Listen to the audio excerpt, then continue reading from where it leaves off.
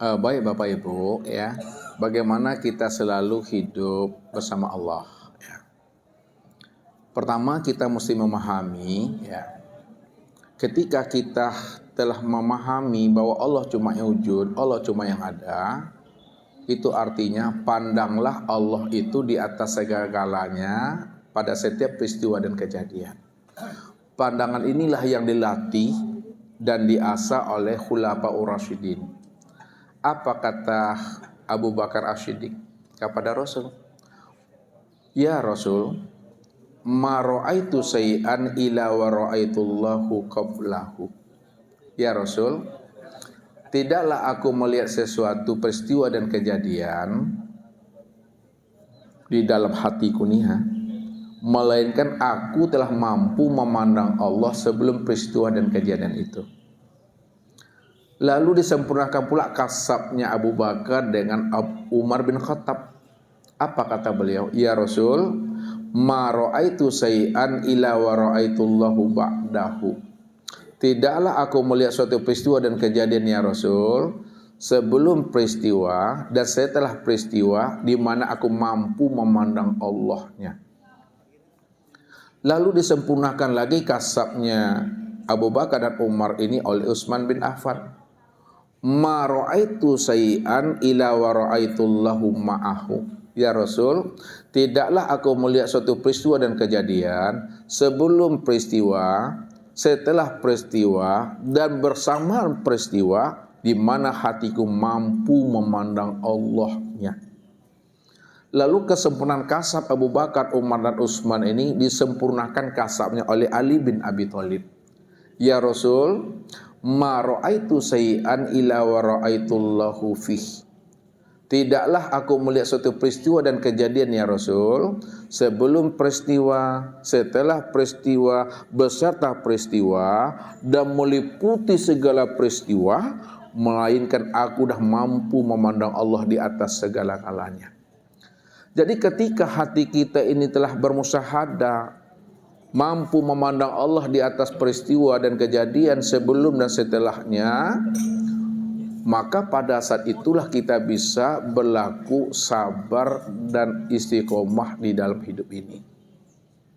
Jadi orang yang sudah kasab hidupnya hanya dua sebenarnya. Pertama syukur, yang kedua sabar. Ketika diberikan Allah dia karunia dan nikmat, syukurilah itu. Karena itu adalah bentuk karunia-Nya Allah kepada dirinya. Apabila dititipkan Allah kepada dirinya sakit, cobaan, ujian dan musibah, maka dia menyikapinya dengan jalan sabar. Kenapa? Sakit, ujian dan musibah itu adalah bentuk rahmat dan kasih sayang Allah kepada dirinya. Di mana letaknya ujian, sakit itu bentuk kasih sayang Allah kepada dirinya? Apa kata Nabi? Ma min musibatin tusibul muslim ila kafarallahu anhu saukatun sukaha. Tidak ada seorang muslim yang beriman kepada Allah yang dititipkan ujian kepada dirinya, walaupun duri yang kecil masuk ke dalam telapak kaki, lalu duri yang kecil masuk ke dalam telapak kaki itu yang mendatangkan rasa sakit, dicabutnya duri yang masuk dalam telapak kaki tadi, maka apa kata Rasul? Duri yang kecil masuk ke dalam telapak kaki itu mampu menggugurkan dosa-dosa dan kesalahannya. Inilah yang dikatakan Allah. Am hasibtum an tadkhulul jannata wa lamma ya'tikum masalul ladzina khalu min qablikum. Jangan kamu mimpi kamu akan masuk surga, kamu akan menjadi hamba dan kekasihku kalau belum nyata ujian itu aku titipkan kepada dirimu. Jadi ujian itu bukan ditimpakan Allah, dititipkan sebagai bentuk cinta dan kasih sayangnya Allah kepada kita. Ketika Allah menitipkan ujian kepada kita, sebenarnya Allah sedang mengasah batin dan ruhani kita. Contoh, kalaulah bapak, ibu, kita semua punya ladang. Sudah 6 bulan ladang itu tidak pernah kita lihat. Pas kita datang ke sana, rupanya ladang kita tuh udah banyak semaknya. Udah menggunung semak-semak tuh. Ketika kita membersihkan ladang kita itu dengan arit, dengan sabit, rupanya arit dan sabit yang kita bawa itu majal pula matanya. Majal tau Pak? Tumpul matanya. Ketika tumpul mata, arit parang kita itu, bagaimanapun tangannya kuat mengayun untuk merambahnya, membersihkannya, payah bersihnya Bapak Ibu. Capek tangannya, mau putus ketiaknya nggak akan bersih dia. Lalu Bapak Ibu berpikir, bagaimana supaya ya ilalang, rumput, semak itu cepat kita bersihkan dengan arit yang kita punya tadi. Diapakan aritnya? Diasah. Kalau kuat kali tumpulnya, digerinda. Walaupun digerinda memunculkan percikan api, jangan Bapak Ibu takut parangnya, aritnya akan patah. Jangan. Lihat aritnya setelah digerinda, setelah diasah, dia akan menjadi tajam dan mengkilat. Setelah tajam dan mengkilat, bersihkanlah tuh, potong tuh. Cepat bersihnya itu. Maknanya apa? Ketika Allah sedang menitipkan ujian kepada diri Bapak Ibu, sebenarnya Allah sedang mengasah batin Bapak Ibu supaya batin Bapak Ibu menjadi tajam. Kalaulah Bapak Ibu batinnya telah tajam dengan ujian yang Allah berikan, ketika itulah hati itu mampu memandang Allah di atas segala-galanya, bahwa hidup ini tidak ada kebetulan. Kita ada tidak pernah kebetulan. Dapat bini tidak dapat kebetulan, dapat udah tidak kebetulan. Kita ini sehat tidak kebetulan, sakit tidak kebetulan, sukses tidak kebetulan, gagal tidak kebetulan, mati pun tidak ada kebetulan. Inilah yang diajarkan oleh sahabat tadi, supaya hidup kita ini jangan mengomel mengerutu kepada Allah. Siapa yang mengomel dan mengerutu kepada aku, maka dia telah berputus asa daripada rahmat aku. Padahal Allah katakan apa? Wala tai'asu min rahmatillah. Jangan kamu berputus asa daripada rahmat aku, kata Allah. Oleh karena itu, hidup ini syukuri saja, kalau tidak sabari. Kalau bahasa Ustadz, ada sama dimakan, tak ada sama dicari. Ya, itu mesti dipaham kita. Sehingga kita ini tetap di dalam ridhonya Allah. Allah katakan apa? Siapa yang tidak sabar dengan ujian aku berikan, kata Allah, malam yasbir bil balai walam yardo bi qadai falyakhrut tahtas samai wal yatlub robban siwaya. Siapa yang tidak sabar dengan ujian yang aku titipkan kepada dirinya, dan siapa yang tidak ridho dengan ketetapan dan ketentuan aku yang aku berikan kepada dirinya, falyakhrut tahtas samai, keluar kamu dari kolong langit ini, wal yatlub robban siwaya, cari Tuhan yang lain lagi selain aku, kata Allah. Kalau Allah usir Bapak Ibu dari kolong langit ini, adakah kolong langit selain Allah punya lagi? Enggak. Kalau enggak ada, baik-baik aja lah dengan Allah tuh. Jaga perasaan Allah, jaga batin Allah, jangan sampai tersinggung Allah dengan kita. Ya, kita selalu bertuhan kepada Allah. Selalu kita jadikan Allah itu sebagai budak hawa nafsu kita. Kita suruh-suruh Allah itu, kita perintah-perintah Allah itu. Memangnya Allah itu budak kita, Bapak Ibu? Hah? Senaknya aja kita bertuhan kepada Allah. Jadi bertuhan kepada Allah itu jangan kita jadikan Allah itu sebagai pelayan hawa nafsu kita. Ya. Allah itu Rabb, kita hamba. Kalau Allah kita perintah-perintah, kita tunjuk-tunjuk Allah itu, pertanyaan Ustadz, siapa yang menjadi Tuhan dan siapa yang jadi hamba lagi situ? Kalau Bapak Ibu perintah-perintah Tuhan tuh, aku gini ya Allah, aku gini ya Allah. Coba kalau nak engkau kabulkan, Allah awas. Ancam-ancam Allah tuh. Tak mau sholat, tak mau zikir, tak mau berdoa lagi itu. Ya, jadi jangan kita berpikiran Allah tuh budak kita. Kita yang budaknya Allah, makanya sebut hamba Allah. Kita yang patuh. Apa Allah bilang? Wa ma tasyauna illa ayyasha Allah rabbul alamin. Tidak ada yang bisa berkehendak berbuat menurut kehendak nafsunya, akan tetapi kamu hendaklah berbuat dan berkehendak berdasarkan kehendak dan maunya aku, kata Allah. Jadi hendaklah kita menjadi orang yang patuh saja Bapak Ibu. Sami'na wa ta'na. Ada sama dimakan, tidak ada sama dicari. Ada syukuri, tidak ada sabar. Itu yang mesti dipahami. Jangan diatur-atur Tuhan tuh. Ini selalu ngatur-ngatur Tuhan. Ya Allah, kalau aku lakukan ini, ya Allah, nanti apa upahnya ya Allah? Kalau aku masuk surga, surga nomor berapa ya Allah? Padahal apa? Disembah pun aku, dipuji pun aku, ya. Aku tak butuh dengan sembahan dan pujian kamu kepada aku. Aku ini dah Tuhan dah. Tidak disembah pun aku tetap besar. Tidak dipuji pun aku tetap terpuji. Aku ini besar, aku ini terpuji bukan karena dirimu. Aku ini terpuji dengan sendirinya. Jadi aku tak butuh dengan amalmu, Tuhan. Ya, jangan kita anggap Allah itu berutang budi dengan kita. Aku karena sembah engkau ya Allah. Aku karena puji engkau ya Allah. Sekarang engkau penuhi keinginan aku ya Allah. Itu kan rancak di awak situ mah. Lihat tuh Bapak Ibu tuh. Pasti tidak tahu tuh. Tuh senak kita aja itu dah. Senak kita aja tuh. Padahal ya Allah tuh tak butuh dengan amal-amal kita. Pertanyaannya, kalau Allah tak butuh dengan amal-amal Bapak Ibu, ini jangan sampai salah Bapak Ibu ya. Makanya jangan pulang dulu sedikit, ini kalimat ini akan merusak nanti jadinya. Kalau Allah tuh tak butuh dengan amal-amal dan ibadah Bapak Ibu, lalu kenapa Allah perintahkan kita beribadah, Ustaz? Kenapa Allah suruh kita ini sholat, berpuasa, berzakat, berhaji, berkurban, berimpak, bersedekah, berwirid? Kalau Allah memang tak butuh dengan amal ibadah kita. Maksudnya gini ya.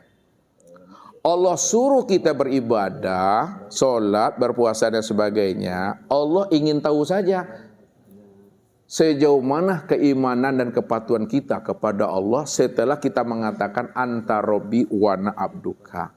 Engkau adalah Rabbku ya Allah dan aku adalah hamba-Mu. Rupanya beribadah itu menunjukkan bukti keimanan dan kepatuhan kita kepada Allah. Bukan beribadah itu ingin ngatur-ngatur Tuhan, bernegosiasi dengan Allah, ingin mencari untung dan laba. Makanya Nabi sindir kita ini dengan sindiran yang lunak tapi tajam menggetarkan jantung. Apa sindiran Nabi? Laulan naru masajada lillahi sajidun. Jikalau Allah tidak menciptakan neraka, maka tak ada orang yang mau sujud kepada Allah. Kenapa orang mau sujud kepada Allah? Karena Allah ciptakan neraka. Daripada masuk neraka lebih baik sholat. Masa daripada masuk neraka lebih baik sholat? Daripada masuk neraka lebih baik berpuasa? Nah, kalau tidak diciptakan oleh neraka, haram noji itu untuk beribadah. Tahu haram noji? Takkan mau dia beribadah. Kenapa? Neraka pun tidak ada. Sekarang Ustaz putar logikanya dengan bahasa logika filsafat terbalik namanya. Kalau Allah tidak jadi menciptakan sorga, Allah tak jadi buat sorga Bapak Ibu. Neraka tetap dibuat Allah juga. Maukah Bapak Ibu sholat berpuasa? Sorga tak jadi dibuat. Tak jadi dibuat sorga oleh Allah. Neraka tetap dibuat. Maukah Bapak Ibu sholat, berpuasa, sholat juga, puasa juga, neraka juga yang ada? Pastilah orang yang ingin masuk surga tak mau dia beribadah. Kita beribadah kan ingin masuk surga. Sekarang surga tak ada, neraka aja cuma yang ada. Sama aja dengan orang berbuat jahat, abialah, nggak usah lagi beribadah. Itu tingkatan orang syariat itu selalu mencari untung dan laba, bernegosiasi dengan Tuhan, tawar-menawar dengan Allah. Ya, andai kata Allah tidak menciptakan surga dan tidak memberikan upah dan pahala kepada kita, apakah tidak layak Allah itu disembah, dituhankan, diagungkan dan dibesarkan? Tentu layak, tentu pantas. Kalau Allah itu layak dituhankan, disembah dan diagungkan, kenapa kalau Allah tidak menciptakan surga, kenapa orang nggak mau beribadah? Berarti kan ada ujung-ujungnya di situ, ada udang di balik peyek itu dah. Ini yang mesti dipahami ilmunya. Orang yang sudah duduk pada makom mahabbah, sudah duduk pada makom rindu dan bermanja-manja dengan Allah, mau ada sorga, mau tidak ada sorga, mau ada neraka atau tidak, aku beribadah bukan karena sorga, aku beribadah bukan karena neraka, aku beribadah itu karena bermahabbah dan bermanja-manja dengan Allah. Oleh karena itu, carilah pemilik sorga, cari pemilik neraka, cari pemilik dunia dan akhirat. Siapa pemilik sorga, neraka, dunia dan akhirat? Allah. Siapa yang sudah dapat Allah, diberinya kemuliaan dunia, diberinya kemuliaan akhirat itu. Artinya apa? Kalau Bapak Ibu beli kambing, insya Allah pasti dapat talinya. Kalau Bapak Ibu beli tali, insya Allah tidak dapat kambingnya. Siapa yang kejar dunia, maka akhirat tak akan pernah dapat. Tapi siapa yang kejar akhirat, dunia pasti dapat. Naik lagi ke atas. Naik lagi ke atasnya. Siapa yang mengejar Allah untuk dunia dan untuk akhirat, maka dunia dan akhirat itulah yang menjadi sembahannya. Sementara Allah itu hanyalah budak saja bagi dirinya untuk mendapatkan dunia dan akhirat. Ustaz buat dari bawah sedikit ya. Ini Ustaz potong-potong.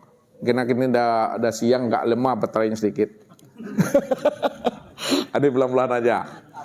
Ustaz, nah, nomor 1 dulu. Ini sampai ke atas puncaknya. Bapak Ibu makomnya di mana nanti? Siapa yang kejar dunia, maka akhirat itu akan luput. Luput apa artinya? Lepas. Nah, siapa yang kejar dunia, maka akhirat itu akan lepas. Kebalikannya, siapa yang kejar akhirat, maka dunia itu akan dapat. Bapak Ibu ya. Nah, naik kita ke atas makomnya lagi. Siapa yang dapatkan Allah, siapa yang dapatkan Allah, maka dunia dapat, akhirat dapat. Ini batu licin ke atas lagi. Batu licinnya. Siapa yang dapatkan Allah, tujuannya untuk dunia dan akhirat, maka dunia dan akhirat itulah yang menjadi Tuhannya. Dunia dan akhirat itu yang menjadi sembahannya. Sedangkan Allah bagi dirinya sebagai wasilah saja untuk mendapatkan tujuannya dunia dan akhirat. Pak Bapak Ibu tuh, siapa yang dapatkan Allah, tujuannya untuk dunia dan akhirat, maka dunia dan akhirat itu yang menjadi sembahannya, dunia dan akhirat itu akan menjadi Tuhannya, sedangkan Allah bagi dirinya sebagai wasilah, perantara saja untuk mendapatkan dunia dan akhirat itu. Oleh karena itu, beribadah jangan cari apa-apa. Ya, beribadah itu patuh sajalah. Allah itu tahu apa yang menjadi keinginan dan hajat kita, Bapak Ibu. Contoh, Bapak Ibu punya hajat dan keinginan? Ya. Kalau Bapak Ibu punya hajat dan keinginan, siapa yang lebih tahu? Ya, apakah Allah dan kita lebih tahu hajat dan keinginan kita, atau kita lebih tahu daripada Allah apa yang menjadi hajat dan keinginan kita? Allah lebih tahu apa yang menjadi hajat dan keinginan kita. Kalau Allah lebih tahu apa yang menjadi hajat dan keinginan kita, itu artinya belum kita meminta, belum kita berhajat, Allah dah tahu tuh. Makanya sebelum kita meminta, Allah lengkapi permintaan kita itu, Allah lengkapi hajat kita itu. Buktinya apa? Ketika kita masih berada di dalam rahim ibu kita, ya, masih dalam 40 hari baru, ya. Karena Allah tahu apa yang menjadi kebutuhan kita di saat kita lahir, maka Allah dah persiapkan namanya ASI, air susu ibu. Adakah ibu-ibu waktu anak lahir dikasih namanya pop es? Kopi? Kan tidak ada kan? Yang dikasih waktu anak kita lahir itu adalah air susu ibu. Siapa yang mempersiapkan ASI itu sebelum anak itu lahir?